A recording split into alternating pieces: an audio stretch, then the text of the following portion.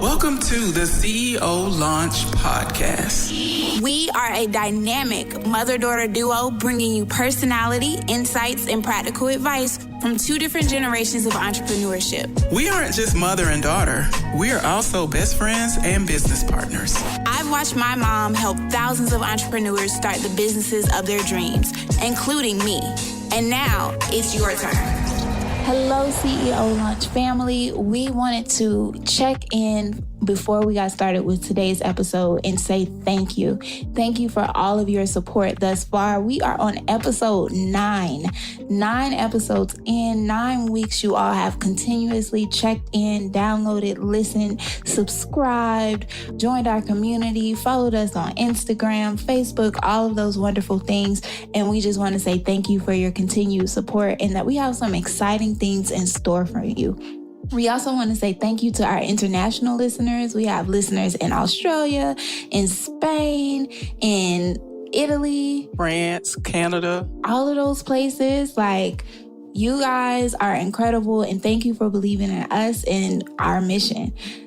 So, last week, we talked about the things that you need to know before you quit your day job. We know that it is so tempting every time you are on that lunch break and you are thinking about how much you can't stand your coworkers and you can't wait to be the CEO of your own business.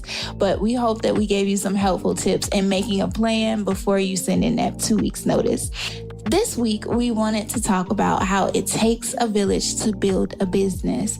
Recently, I listened to a story by Monica, and she was explaining how she came into the music industry at 12 years old. And one of the things that has kept her grounded and still standing is the fact that she had such amazing family members who helped support her throughout her career, whether they were her managers or teaching her choreography or just coming to her talent shows and things like that. But without that village, she wouldn't be able to be 25 years plus in the game and still doing an incredible job.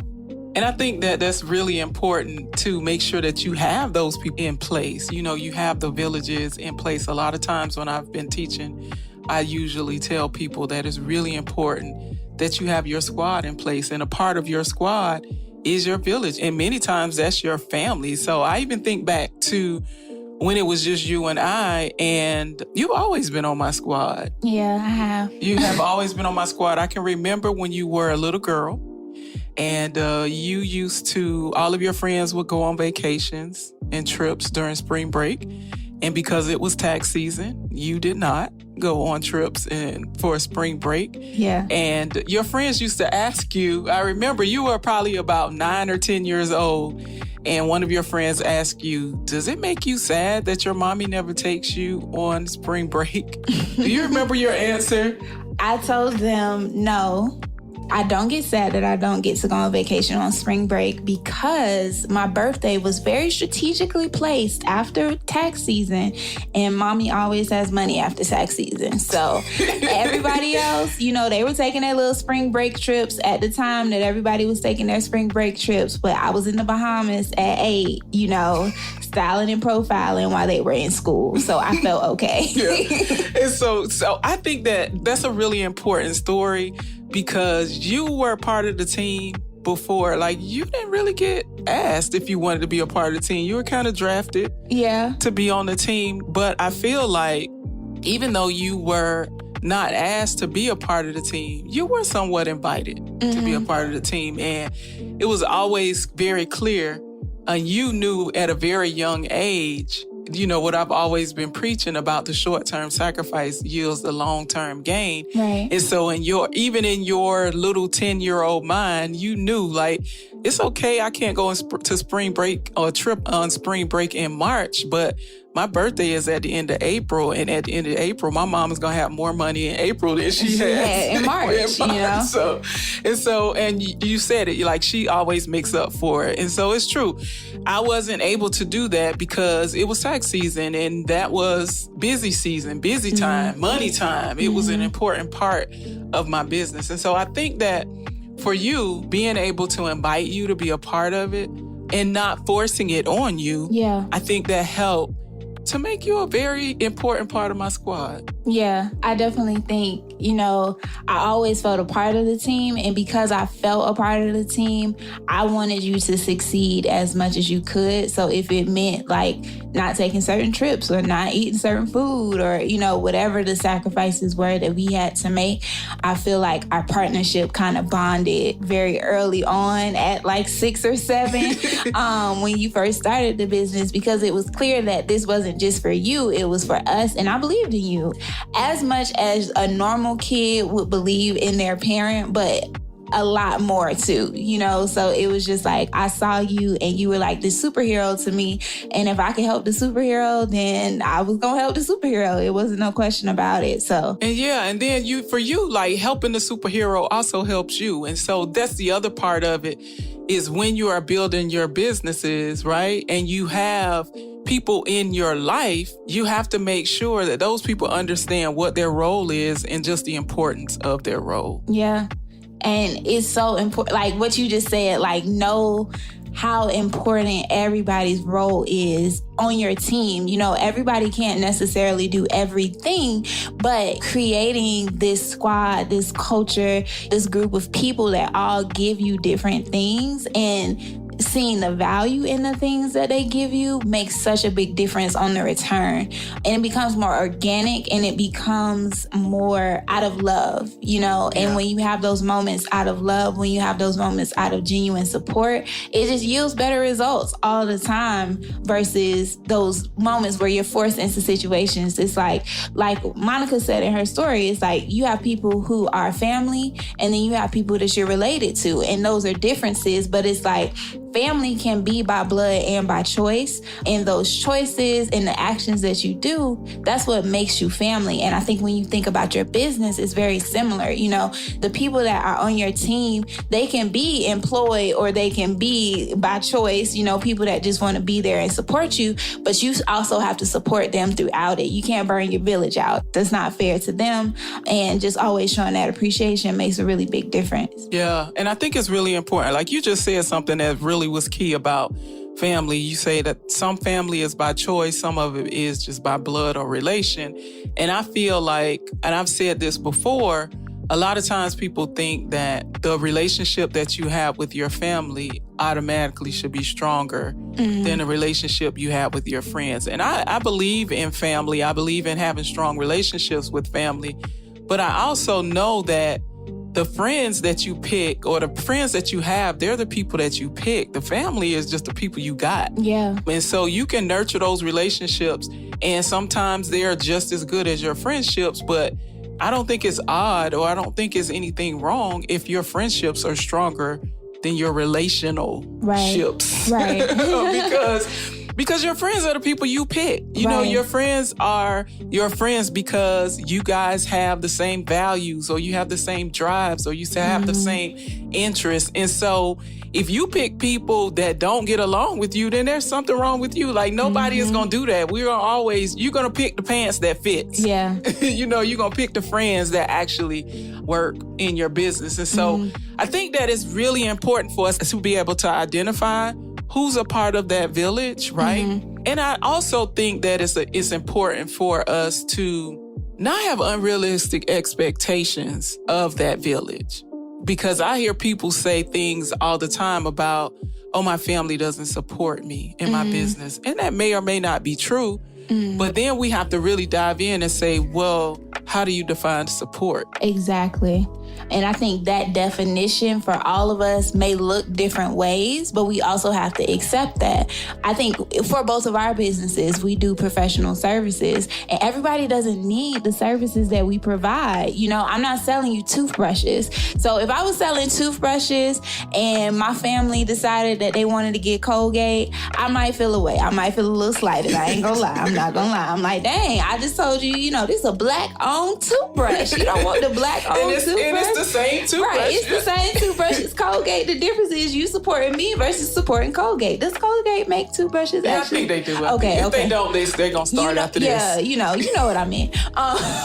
But for us, you know, I'm doing HR consulting, you do accounting. Everybody may not need the type of accounting that you do. Everybody may not need the human resources consulting that I do. Or, you know, even thinking about resumes, it may be, you know, I might do a certain resume, but you might not want the type of resume that I create, or you might want to do it yourself and all of those things. But what is valuable to me, and I would say that this is similar to you, you see me that I'm hosting a webinar or that I'm having a sale, or even with the podcast, you know, that the podcast is happening and you'll share about it. You'll talk about me when I'm not in certain rooms in a good way. Right. Right. In a good way, in the best way. You know, you're informing people when somebody says, oh, I need to get my resume done, and then you tag me under a post, or you let me know, hey, my friend needs this and that. That's support, you know? And I think that really comes down to it. It's just really we have to define what support is. And I've never been upset by the family members who don't do, you know, I do a service that almost everybody needs. Everybody needs tax prep. But, you know, but at the same time, I'm okay if they don't come to me for tax preparation, really, because I feel like if somebody decides to do business with you, it needs to be their choice and it shouldn't be forced. And it shouldn't happen. It should not have to happen because we're related. You know, you may have somebody that you've been using that you are comfortable with, and that's fine. So I think that we just have to really do a better job of defining what support is and acknowledging and appreciating the support that you have. 100%. And I was also going to say, as business owners, especially when you're first starting out with your business, you have to think bigger than what your current network is. Like, if you are only thinking that your customers are going to be your family and friends, that's going to be a real sad, that's a sad business. It's not going to be a business very soon, because you have to think bigger than the network that you have. You got to think about the market. And so it's like, if you're selling something and your family and friends doesn't fit within that market, you have to be okay with that. But you have to do the work, and you have to, you have to create a marketing plan. And and figure out how to get to your audience. And just because your family and friends doesn't fit in that doesn't necessarily mean that they're against you or against your business or not supporting you, and a whole other things that people say about not supporting their businesses. But as a business owner, you definitely need to figure out how to expand beyond the world that you know right now. Because if you don't have vision, you don't have nothing. And it really boils down to your marketing plan cannot include your warm market. You have to figure out a way to be introduced to new people, because if you are planning to sell your products and services only to the people that you know, you don't have a business, you have a fundraiser. A fundraiser. Yes, and usually fundraisers have end dates. Yes. So you want to think about those kinds of things and just appreciate it. And I appreciate the family members that share, like you said, share my posts and tag me in posts. And I have a handful of cousins that actually patronize my business, and I love and appreciate them for that. But I also appreciate the ones who don't patronize my business, but maybe they'll buy a book and give it to somebody else because they don't have a business. Yeah. Or they may, again, share my post or tell somebody else about me. And so I think that when we think about this topic, we talked about how it takes a village to build a business. It's really important that you are telling the right people that you are in business, right? And so the people who are close to you, those are the people who need to know you're in business so that they can support you in their way, not your way. So support doesn't mean buy, but they can support you in their way. And then you can continue to do the things that you plan to do, right? And I would even add, sometimes it might not be shares. It might just be words of encouragement. It just might be, you know what, I see you doing X, Y, and Z. And keep doing your thing, keep girl. doing it. You know, they may have never liked the post, shared the post, whatever, but they saw you and they uplifted you. And those are still important moments too.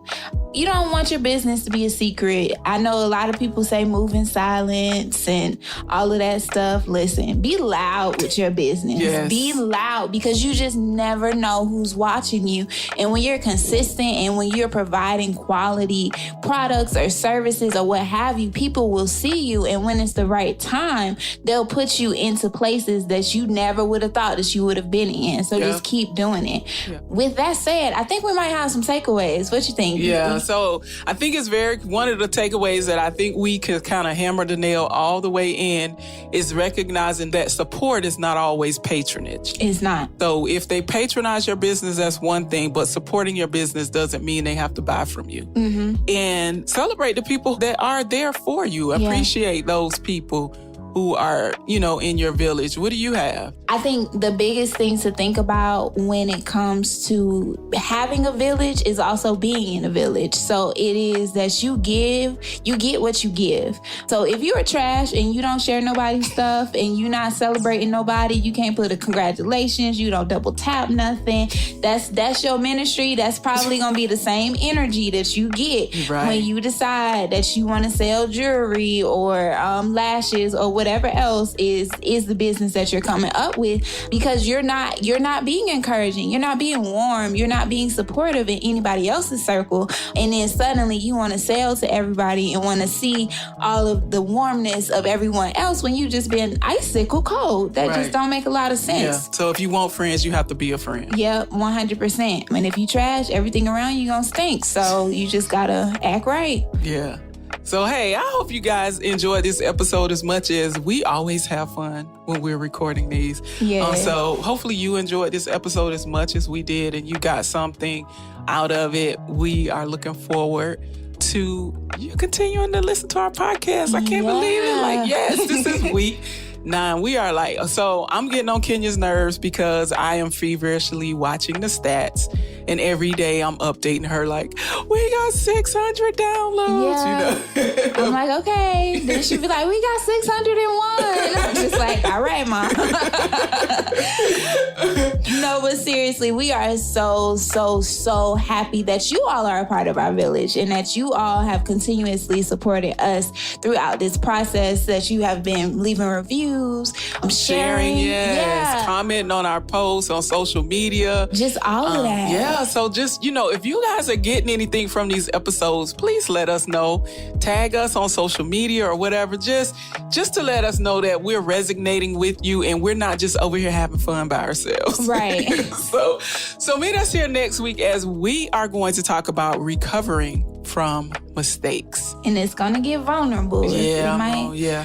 We're gonna get full, as my mama say. Yes. So if you haven't already joined our online community, the Efficient CEO Movement on Facebook, we ask you to join us. That's where we will continue the conversations and provide you with tips, advice, and encouragement. And follow us on social media. We are on Facebook, Instagram, LinkedIn, YouTube. Not TikTok yet. I know we've been talking about TikTok. It's been a lot of stuff happening in the news that TikTok might not be here. So by the time this pump out, it might be a little bit different. We'll see. We'll see what's happening with TikTok. But you can always find us at the CEO Launch. And we are happy to connect with you all. See you next week. And don't forget to take off. This is a Clearwood production.